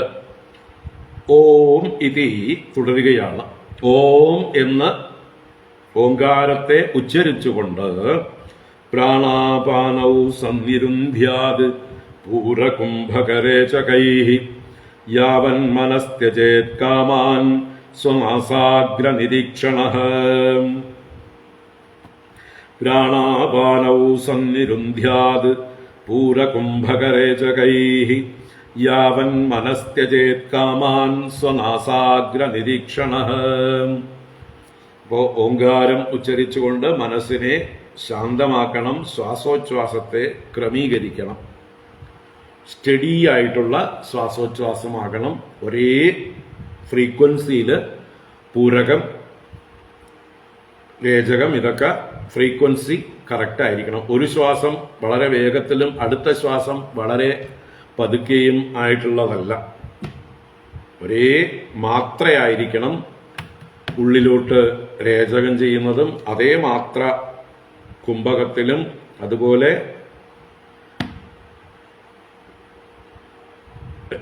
പൂരകം, കുംഭകം, രേചകം. അപ്പൊ ഇതിന് മാത്രകൾ ഉണ്ട്. 1:2, 2:4 എന്നൊരു റേഷ്യോ വെക്കാം. ഒരു മാത്ര കൊണ്ട് ഉള്ളിലോട്ട് പൂരകം ചെയ്താൽ 2 മാത്ര ഉള്ളിൽ കുംഭകം ചെയ്യാം. 4 മാത്ര കൊണ്ട് രേചകം ചെയ്യാം. രേചകം ചെയ്യുന്നത് വളരെ ദീർഘമായിട്ട് പതുക്കെ റിലീസ് ചെയ്യാൻ പഠിക്കണം. അതാണ് നമ്മൾ ഏറ്റവും സ്ട്രെയിനുള്ള പഠിക്കേണ്ട കാര്യം. ബാക്കിയുള്ളത് നമുക്ക് സാധിക്കും. ഈ രേചകം പുറത്തേക്ക് വിടുന്നതിനെയാണ് നിയന്ത്രിക്കേണ്ടത്. അപ്പോൾ അത് കുറച്ച് സമയമെടുത്ത് വിസർജിക്കാൻ, ആ ശ്വാസം വിസർജിക്കാനായിട്ട് അഭ്യസിക്കണം. അതങ്ങനെ പ്രാണാപാനവും സന്നിരുന്ധ്യാത്, പ്രാണാപാന വായുക്കളെ നിരോധിക്കുക എന്ന് പറഞ്ഞാൽ അടച്ചു വെക്കുക എന്നല്ല അവിടെ അർത്ഥം, നിയന്ത്രിക്കുക എന്നർത്ഥം, നമ്മുടെ നിയന്ത്രണത്തിലാക്കുക. പൂരകുംഭക രേചകൈഹി, പൂരകം കുംഭകം രേചകം. പൂരകം ഇൻഹലേഷൻ, കുംഭകം ഉള്ളില് സ്തംഭിപ്പിച്ച് നിർത്തൽ, രേചകം പുറത്തേക്ക് എക്സലേഷൻ വിസർജനം. അപ്പം അങ്ങനെ പ്രാണാപാന വായുക്കളെ ഈ പൂര കുംഭക രേചകങ്ങളെ കൊണ്ട് നിയന്ത്രിക്കേണ്ടതാണ്, നിരോധിക്കേണ്ടതാണ്. അങ്ങനെ പ്രാണായാമം അഭ്യസിക്കുമ്പോൾ മനഃ കാമാൻ യാവത് ത്യജേത്, മനഃ നമ്മുടെ മനസ്സ്, കാമാൻ വിഷയങ്ങളെ കുറിച്ചിട്ടുള്ള ചിന്തകളെ, യാവത് ത്യജേത് ഉപേക്ഷിക്കുന്നത് വരെ, മനസ്സ് വിഷയങ്ങളിൽ നിന്ന് പിന്തിരിഞ്ഞു വരുന്നത് വരെ, മനസ്സിൽ നിന്ന് വിഷയങ്ങളെല്ലാം പോകുന്നത് വരെ ഈ പ്രാണായാമം അഭ്യസിക്കണം. സ്വനാസാഗ്ര നിരീക്ഷണ, സ്വന്തം നാസാഗ്രത്തെ നിരീക്ഷിക്കുന്നവനായി. അപ്പോൾ കണ്ണ് എന്താ പറയുക, ബുദ്ധാസ് ഐസ് എന്ന് പറയും. ബുദ്ധന്റെ കണ്ണുകൾ, ബുദ്ധന്റെ കണ്ണുകൾ പൂർണ്ണമായും അടഞ്ഞിട്ടില്ല, എന്നാൽ തുറന്നു പിടിച്ചിട്ടുമില്ല. ഒരു ചെറിയ നേർരേഖ ആ രണ്ട് പുരികങ്ങൾക്കിടയിലൂടെ കാണാം, രണ്ട് കൺപീലികളുടെ ഇടയിലൂടെ ഒരു വര കാണാം. അതുപോലെ ചെറുതായിട്ട് നമുക്ക് ഈ മൂക്കിന്റെ അറ്റം കാണാൻ വേണ്ടി മാത്രം കണ്ണിനെ ഷട്ടർ താഴ്ത്തിയിട്ടുണ്ട്, എന്നാൽ പൂർണ്ണമായും അടച്ചിട്ടില്ല. ഈ നാസാഗ്രം കാണാൻ വേണ്ടി മാത്രം. നാസാഗ്രം ഭ്രൂമധ്യമാണെന്ന് ധരിക്കരുത്, നാസാഗ്രം ഇവിടെയാണ്. ഭ്രൂമധ്യമാണെങ്കിൽ കണ്ണ് തുറന്നു പിടിക്കേണ്ടി വരും. കണ്ണ് തുറന്നു പിടിച്ചാലോ ചുറ്റുപാടുള്ളതൊക്കെ കാണും, ചുറ്റുപാടുള്ളതൊക്കെ കണ്ടാലോ വിക്ഷേപം ആരംഭിക്കും. അപ്പോൾ കണ്ണ് അടച്ചു പിടിക്കണം ചുറ്റുപാടുകളെ കാണാതിരിക്കാൻ. പൂർണ്ണമായി അടച്ചു പിടിച്ചാലോ ഉറക്കത്തിലേക്ക് പോകും. നമ്മുടെ സ്വഭാവമാണ്, നമ്മൾ കണ്ണടയ്ക്കുന്നത് ഉറങ്ങാൻ വേണ്ടിയിട്ടാണ് എന്ന് പരിശീലിച്ചു വെച്ചിട്ടുണ്ട്. അതുകൊണ്ട് എപ്പോൾ കണ്ണടച്ചാലും പൂർണ്ണമായി അടച്ചാൽ ഉറങ്ങിപ്പോകും. ആ ഉറങ്ങാതിരിക്കാൻ വേണ്ടിയിട്ടാണ് നാസാഗ്രത്തെ നോക്കാൻ പറഞ്ഞത്. അത് ഫോക്കസ്ഡ് ആയിരിക്കാൻ വേണ്ടി. അല്ലാതെ എല്ലാ ഭാഗത്തേക്കും നോക്കിക്കൊണ്ടിരുന്നാൽ, ചുറ്റുപാട് എന്താ നടക്കുന്നത് നോക്കിക്കൊണ്ടിരുന്നാൽ അത് നമ്മൾക്ക് വിക്ഷേപ കാരണമാകും. അപ്പൊ വിക്ഷേപം, ലയം, ഈ രണ്ട് ദോഷങ്ങളും ഇല്ലാതിരിക്കാനാണ്. ലയമാണ് ഉറക്കം, അതില്ലാതിരിക്കാനായിക്കൊണ്ട് കണ്ണ് ഒന്ന് ചെറുതായിട്ട് നേർത്ത ഒരു ഗ്യാപ്പിലൂടെ ഈ നാസാഗ്രത്തെ വീക്ഷിക്കണം. അപ്പോഴേ കുറേ നേരം ഇരിക്കാൻ പറ്റുള്ളൂ. കുറേ നേരം ഇരിക്കുമ്പോൾ അടച്ചു പിടിച്ചാൽ ഉറങ്ങിപ്പോകും. അപ്പോൾ അതാണ് സ്വനാസാഗ്ര നിരീക്ഷണ. സ്വന്തം നാസാഗ്രത്തെ, അടുത്തുള്ള ഒരാളുടെ മൂക്കിനെ അല്ല നോക്കേണ്ടത്, അവനവന്റെ നാസത്തിന്റെ അഗ്രത്തെ നിരീക്ഷിച്ചുകൊണ്ട് ഇരിക്കണം. യതോ യതോ നിസ്സരതി മനഃകാമഹതം ഭ്രമത് തതസ്തത ഉപാഹൃത്യ ഹൃദിരുന്ധ്യാത്സനൈർബുധഃ. യതോ യതോ നിസ്സരതി മനഃകാമഹതം ഭ്രമത് തതസ്തത ഉപാഹൃത്യ ഹൃദിരുന്ധ്യാത്സനൈർബുധഃ. ബുധഃ അങ്ങനെയുള്ള ബുദ്ധിമാൻ, വിദ്വാൻ, വിവേകി എന്ത് ചെയ്യണം?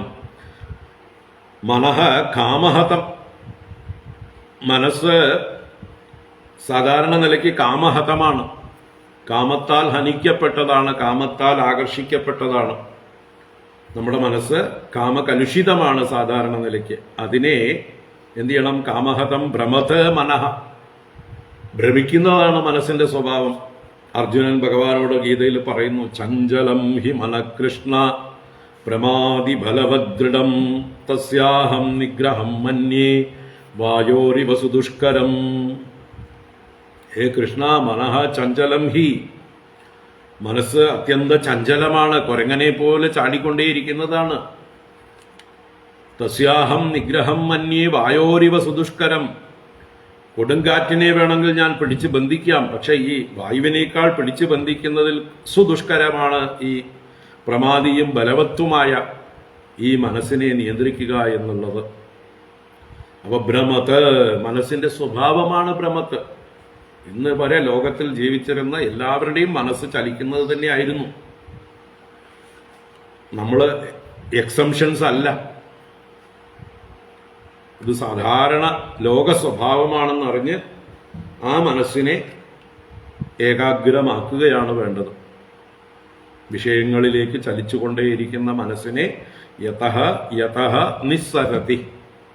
യതഃ യതഃ എന്നാൽ ഏതേത് വിഷയങ്ങളിലേക്ക്, ഏതേത് വിഷയങ്ങളെ നിസ്സരതി. നിസ്സരതി എന്ന് പറഞ്ഞാൽ നിസ്സരിക്കുക, പുറത്തേക്ക് പോവുക. അപ്പൊ ഏത് വിഷയത്തെ ചിന്തിച്ചുകൊണ്ട് നമ്മുടെ മനസ്സ് പോകുന്നുവോ, ഏതേത് വസ്തുക്കളുടെ പുറകെ പോകുന്നുവോ, തതഃ തതഃ ഉപാഹൃത്യ, അവിടുന്ന് പിന്തിരിപ്പിച്ചു കൊണ്ടുവന്ന്, ഉപാഹരിച്ചിട്ട് നമ്മുടെ അടുത്തേക്ക് തിരിച്ചു കൊണ്ടുവന്നിട്ട്.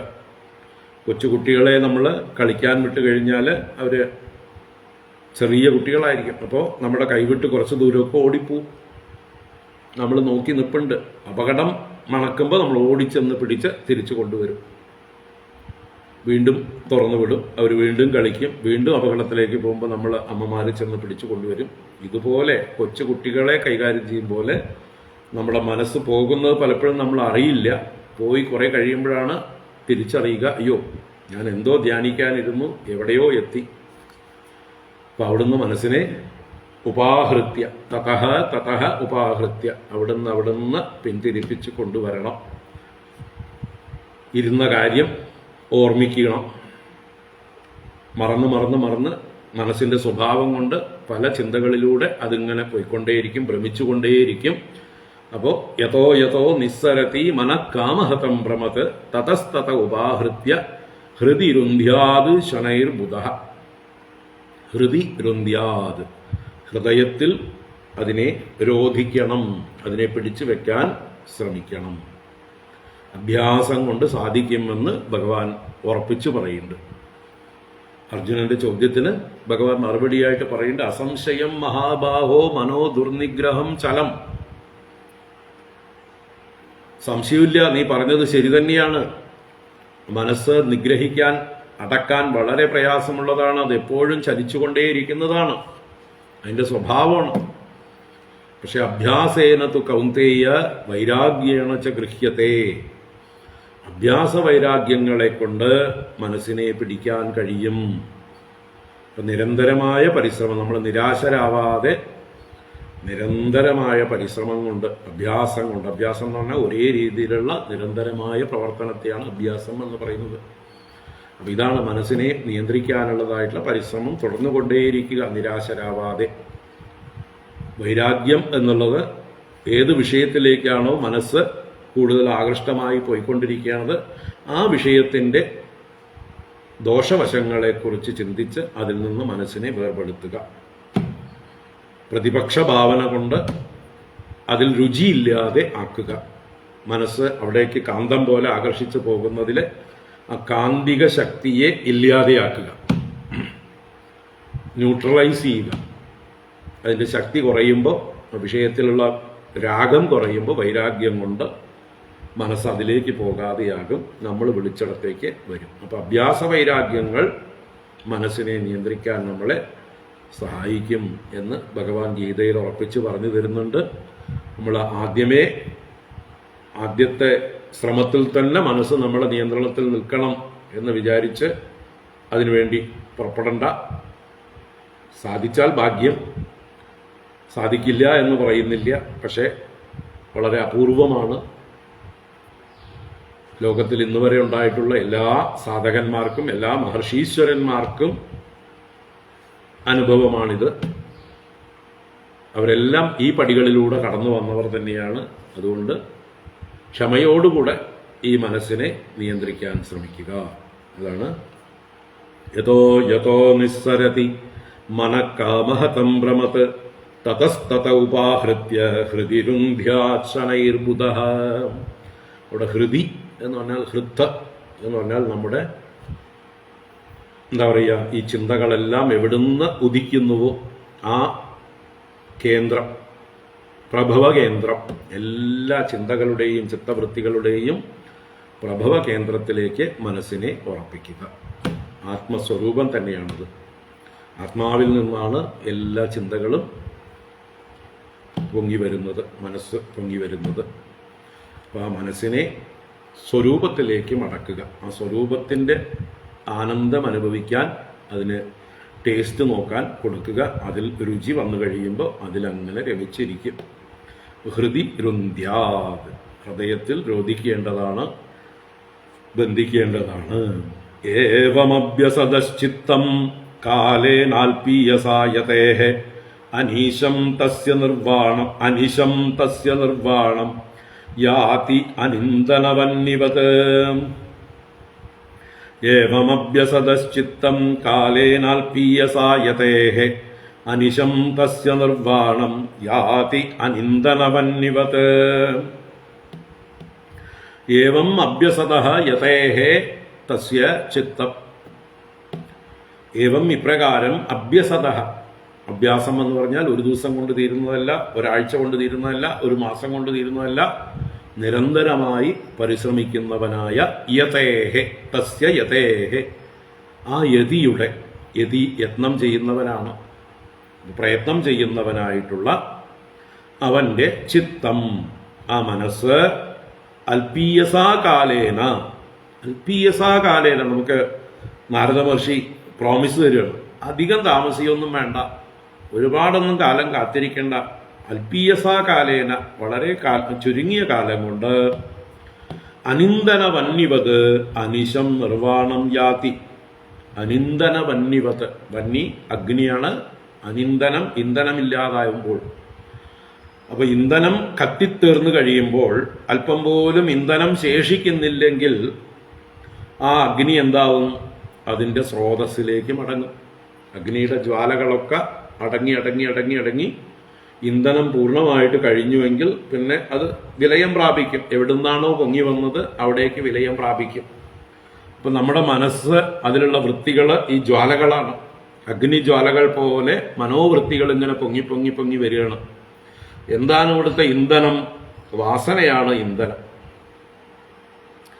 നമ്മുടെ വാസനാ ഇന്ധനം അഭ്യാസം കൊണ്ട് ക്ഷയിക്കുമ്പോൾ, അഭ്യാസ വൈരാഗ്യങ്ങളെ കൊണ്ട് വാസനാ ഇന്ധനം കത്തിക്കഴിയുമ്പോൾ ആ ചിത്തവൃത്തികളെല്ലാം അഗ്നി അടങ്ങും പോലെ അടങ്ങുന്നു. കാരണം അനിന്ധനവന്യവത്, ഇന്ധനരഹിതമായ അഗ്നിയെ പോലെ. അഗ്നി ഇല്ലാതായിട്ടില്ല, പക്ഷെ ഇന്ധനമില്ലാത്തതുകൊണ്ട് പ്രകടമല്ല. അപ്പോ ആ ചിത്തം അനിശം നിർവാണം യാതി. അനിശം എല്ലായ്പ്പോഴും നിരന്തരമായിട്ട്, രാവും പകലും എന്നുള്ളതാണ് അനിശം. നിശയടക്കം, നിശയും ഒഴിവാക്കാതെ എപ്പോഴും എന്നർത്ഥത്തിൽ, ഓൾവേസ് നിർവാണം യാതി, നിർവാണത്തെ പ്രാപിക്കുന്നു. നിർവാണം പ്രാപിക്കുക എന്ന് പറഞ്ഞാൽ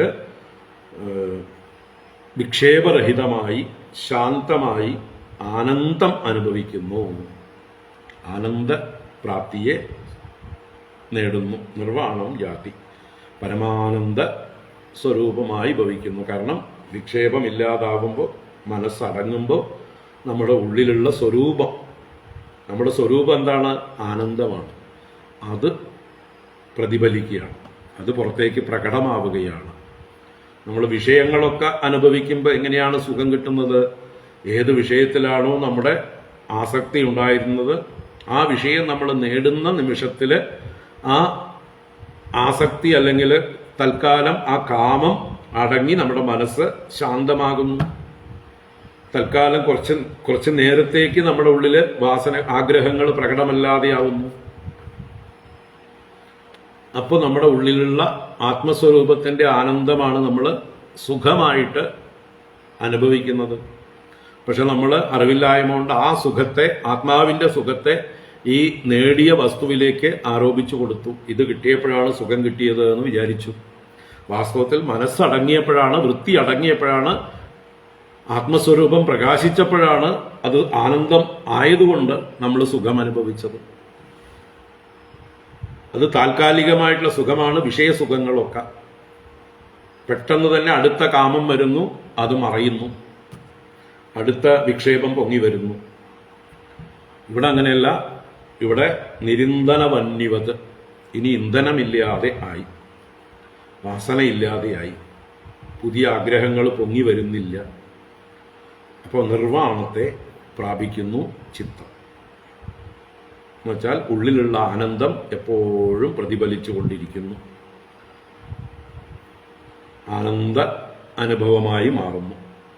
നിർവാണം യാതി, പരമാനന്ദം ഭവിക്കുന്നു. ഏവമഭ്യസതശ്ചിത്തം കാലേനാൽപീയസായതേ അനിശം തസ്യ നിർവാണം യാതി അനിന്ദനവന്യവത്. കാമാദിഭിരനാവിദ്ധം പ്രശാന്താഖില വൃത്തിയത് ചിത്തം ബ്രഹ്മസുഖസ്പൃഷ്ടം നൈവോത്തിഷ്ഠേത കർഹിചിത്. കാമാദിഭിരനാവിദ്ധം പ്രശാന്താഖില വൃത്തിയത് ചിത്തം ബ്രഹ്മസുഖസ്പൃഷ്ടം നൈവോത്തിഷ്ഠേത കർഹിചിത്. കാമാദിഭിഹി അനാവിദ്ധം. മുമ്പ് കാമഹതം എന്ന് പറഞ്ഞിരുന്നു മനസ്സിനെ. 33-ാമത്തെ ശ്ലോകത്തില് മനഃ കാമഹതം എന്ന് പറഞ്ഞു. കാമത്താൽ ആക്രമിക്കപ്പെട്ടത്, ബാധിക്കപ്പെട്ടത്. ഇവിടെയോ അഭ്യാസം കൊണ്ട് എന്തായിത്തീർന്നു? ആ കാമാദിഭിഹി അനാവിദ്ധം. ആവിദ്ധം എന്ന് പറഞ്ഞാൽ മുറിവേൽപ്പിക്കപ്പെട്ടത്, വേദിക്കപ്പെട്ടത്, നല്ലതുപോലെ ബാധിക്കപ്പെട്ടത് എന്നൊക്കർത്ഥം ആവിദ്ധം. ഇവിടെ അനാവിദ്ധം, കാമാദികളാൽ ബാധിക്കപ്പെടാത്ത, കാമാദികൾ ഒഴിഞ്ഞുപോയ, കാമാദികളുടെ പീഡയില്ലാത്തതായിട്ടുള്ള അനാവിദ്ധം പ്രശാന്ത അഖിലവൃത്തി യച്ചിത്തം. യച്ചിത്തം, ഏതൊരു ചിത്തമാണോ പ്രശാന്ത അഖിലവൃത്തി, പ്രകർഷേണ ശാന്തമായ അഖിലവൃത്തിയോടും കൂടിയത്. ഒരു തരത്തിലുള്ള ചിത്തവൃത്തികളും പൊങ്ങി വരുന്നില്ല, ഒരു സ്പാർക്കും വരുന്നില്ല. ഇപ്പോൾ ഇന്ധനത്തിന്റെ ലേശമുണ്ടെങ്കിൽ ഇടയ്ക്കിങ്ങനെ കാറ്റടിക്കുമ്പോൾ ഒരു ജ്വാലയൊക്കെ ഇങ്ങനെ പൊങ്ങി വരും അല്ലേ? വിറക് കത്തിത്തീരാറായി കഴിയുമ്പോൾ ശമിച്ചതുപോലെ തോന്നും. പക്ഷെ അല്പം അവിടെ കനൽ കട്ടകളുണ്ടെങ്കിൽ പോലും ആ കനൽക്കട്ട എന്താണ്? അതിൽ ഇന്ധനത്തിന്റെ അംശമുണ്ട്. അതിനി പൂർണ്ണമായിട്ട് ചാരമായി മാറണം. അതുവരയ്ക്ക് ആ കനൽക്കട്ടയ്ക്കും ശക്തിയുണ്ട്, അതിൻ്റെ ഉള്ളിൽ കത്താനുള്ള ഇന്ധന സാധ്യതയുണ്ട്. അപ്പോൾ കാറ്റടിക്കുമ്പോൾ ഒരു ജ്വാല ഇങ്ങനെ പൊങ്ങി വരും. അപ്പം അതുപോലെ നമ്മുടെ ഉള്ളിൽ അല്പം പോലും ഇന്ധനമാകുന്ന വാസന ഇല്ലാതെയാകുമ്പോൾ, വാസനയാകുന്ന ഇന്ധനം ഇല്ലാതാകുമ്പോൾ പ്രശാന്ത അഖിലവൃത്തിയായി മാറുന്നു. അഖിലവൃത്തികളും പ്രകർഷേണ ശമിച്ചതായി, ശാന്തമായതായി ഭവിക്കുന്നു. അങ്ങനെയുള്ള ചിത്തം ബ്രഹ്മസുഖസ്പൃഷ്ടം, ബ്രഹ്മസുഖത്തെ സ്പർശിച്ചുകൊണ്ടിരിക്കുന്നത്. ബ്രഹ്മസുഖം നമ്മുടെ ആത്മസ്വരൂപത്തിന്റെ സുഖം, അത് ആനന്ദം. അപ്പൊ ബ്രഹ്മാനന്ദത്തെ സ്പർശിച്ചുകൊണ്ടിരിക്കുന്ന അല്ലേ? പാലടപ്രഥമൻ മൂക്കറ്റം കഴിച്ച് മയങ്ങിക്കിടക്കുന്ന അവസ്ഥയിൽ ഒരാൾക്ക് പഴങ്കഞ്ഞി വേണോ എന്ന് ചോദിച്ചാൽ എഴുന്നേറ്റ് വരുമോ? പാലടപ്രഥമനില് മുങ്ങി കുടിച്ചിരിക്കുകയാണ്, മദ്യാവോളം കുടിച്ച് മൂക്കറ്റം തായിട്ട് ഇനി ഒരു തുള്ളി കുടിക്കാൻ നിവൃത്തിയില്ലാതെ മുഴുകിയിരിക്കുന്ന ഒരാൾക്ക് കുറച്ച് പഴങ്കഞ്ഞി എടുക്കട്ടെ എന്ന് പറഞ്ഞാൽ എഴുന്നേറ്റ് വരുമോ? അതോ മൂക്ക് പൊത്തുവോ? അയ്യോ അത് മാറിയിട്ട് വയ്യ, കൊണ്ടുപോകൂ ദൂരേക്ക് എന്ന് പറയും അല്ലേ? അപ്പം അതുപോലെ ഇവിടെ ബ്രഹ്മസ്പർശം, ബ്രഹ്മസുഖസ്പർശം, ബ്രഹ്മാനന്ദം അനുഭവിച്ചുകൊണ്ടിരിക്കുന്നതായിട്ടുള്ള ആ ചിത്തം പിന്നെന്ത് ചെയ്യില്ല? കർഹിച്ചിത്ത് നൈവ ഉത്തിഷ്ഠേത. കർഹിച്ചിത്ത് ഒരിക്കലും, നൈവ ഉത്തിഷ്ഠേത, ഉത്തിഷ്ഠേത എന്ന് പറഞ്ഞാൽ എഴുന്നേൽക്കും എന്നാണ്. നൈവ ഉത്തിഷ്ഠേത, ഒരിക്കലും എഴുന്നേൽക്കാനേ പോകുന്നില്ല. ഈ ബ്രഹ്മാനന്ദം അനുഭവിക്കുന്ന ചിത്തം പിന്നീട് വിഷയസുഖങ്ങളുടെ നേരെ തിരിയുകയില്ല, വിക്ഷേപം ഉണ്ടാവുകയില്ല. ചിത്തത്തിൽ വൃത്തികൾ അടങ്ങി അനന്തമായിട്ടുള്ള ആത്മസ്വരൂപത്തിൽ ആണ്ട് രമിച്ചു കൊണ്ടിരിക്കുന്നു. നമ്മൾ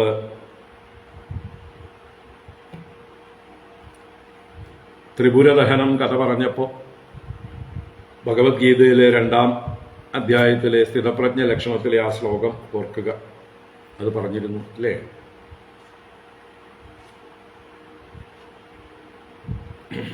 വിഷയാ വിനിവർത്തന്തേ നിരാഹാരസ്യ ദേഹിനഃ രസവർജം രസോപ്യസ്യ പരം ദൃഷ്ട്വാ നിവർത്തതേ. വിഷയാ വിനിവർത്തന്തേ നിരാഹാരസ്യ ദേഹിനഃ രസവർജം രസോപി അസ്യ പരം ദൃഷ്ട്വാ നിവർത്തതേ. ആ ആശയം തന്നെയാണ് ഇവിടെ പറഞ്ഞിരിക്കുന്നത്. ആ ഗീതയിലെ ആ ശ്ലോകം തന്നെയാണ് ഇവിടെ 35-ാം ശ്ലോകം. വാക്കുകൾ മാറിയിട്ടുണ്ടെന്നേ ഉള്ളൂ.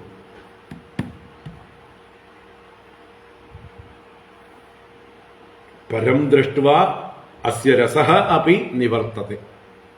പരത്തെ ദർശിച്ചു കഴിയുമ്പോൾ, ആ പരസുഖത്തിൽ മുഴുകിക്കഴിയുമ്പോൾ, പരമാത്മാ അനുഭവമുണ്ടാകുമ്പോൾ, ബ്രഹ്മസുഖസ്പർശമുണ്ടാകുമ്പോൾ പിന്നീട് ആ ചിത്തത്തിൽ നിന്ന് വൃത്തികളെല്ലാം ഒഴിഞ്ഞു പോകുന്നു. പരം ദൃഷ്ട്വാ നിവർത്തത്തെ. മറ്റത് വെറുതെ നിരാഹാരം മാത്രം അനുഷ്ഠിക്കുന്ന, ഇന്ദ്രിയ വിഷയങ്ങളെ സേവിക്കാതെ പരത്തെ ദർശിക്കാതിരിക്കുന്ന ഒരാൾക്ക് ഇടയ്ക്കിടയ്ക്ക് ആ ചിന്ത പൊങ്ങി വരും. വിഷയാ വിനിവർത്തന്തേ നിരാഹാരസ്യ ദേഹിനഃ രസവർജം. അവന്റെ ഉള്ളിൽ ആ രസം വർജിച്ചിട്ടാണ് വിഷയം വിനിവർത്തിച്ചിരിക്കുന്നത്. തൽക്കാല വിനിവർത്തനം മാത്രമാണ്. രസമുള്ളിൽ കിടപ്പുണ്ട്, വിത്ത് കിടപ്പുണ്ട്, ബീജം കിടപ്പുണ്ട്, ലിംഗറിംഗ് ഉണ്ട് ഉള്ളിൽ. അതുകൊണ്ട് തന്നെ എപ്പോൾ വേണമെങ്കിലും അനുകൂലമായ സാഹചര്യം ഉണ്ടാകുമ്പോൾ ആ വിത്ത് മുളച്ചു വരും. രസവർജം. രസോപി, ആ രസം പോലും പൂർണ്ണമായി പോകണമെങ്കിൽ, ആ വാസനാ ബീജം പൂർണ്ണമായി നശിക്കണമെങ്കിൽ രസോപി അസ്യ പരം ദൃഷ്ട്വാ നിവർത്തത്തെ. ആ പരമാത്മാവിനെ ദർശിച്ചു കഴിയുമ്പോൾ, ബ്രഹ്മസുഖം സ്പർശിക്കുമ്പോൾ നൈവോത്തിഷ്ഠേത കർഹിച്ചിത്. പിന്നെ ആ ചിത്തം ഉത്തിഷ്ഠമായിട്ട് വരുന്നില്ല, ഒരിക്കലും വരികയില്ല. കാരണം അതിന് കിട്ടേണ്ടത് കിട്ടിക്കഴിഞ്ഞു. അത് ഇത്രയും കാലം തെരഞ്ഞത് എന്തിനെയായിരുന്നുവോ അത് ലഭിച്ചു കഴിഞ്ഞിരിക്കുന്നു. ഇനി അതിന് നേടേണ്ടതായിട്ട് ഒന്നുമില്ല. അപ്പോൾ ഒരു മഹത്തായ ഒരു പ്രകരണം എന്ന് തന്നെ പറയാം, ഒരാശയം ഈ ശ്ലോകത്തിൽ സമർപ്പിച്ചിരിക്കുകയാണ്. നമുക്ക് നാളെ തുടർന്ന് കാണാം. ഹരി ഓം. ഓം കായേന വാചാ മനസേന്ദ്രിയൈർവാ ബുദ്ധ്യാത്മനാ വാ പ്രകൃതേ സ്വഭാവാത് കരോമി യദ്യത് സകലം പരസ്മൈ നാരായണായേതി സമർപ്പയാമി. ഓം ശാന്തി ശാന്തി ശാന്തി. ഹരി ഓം ശ്രീ ഗുരുഭ്യോ നമഃ. ഹരി ഓം. നാരായണ. ഹരി ഓം. നാളെ കാണാം. നാളെയും രാവിലെ തന്നെയാണ്.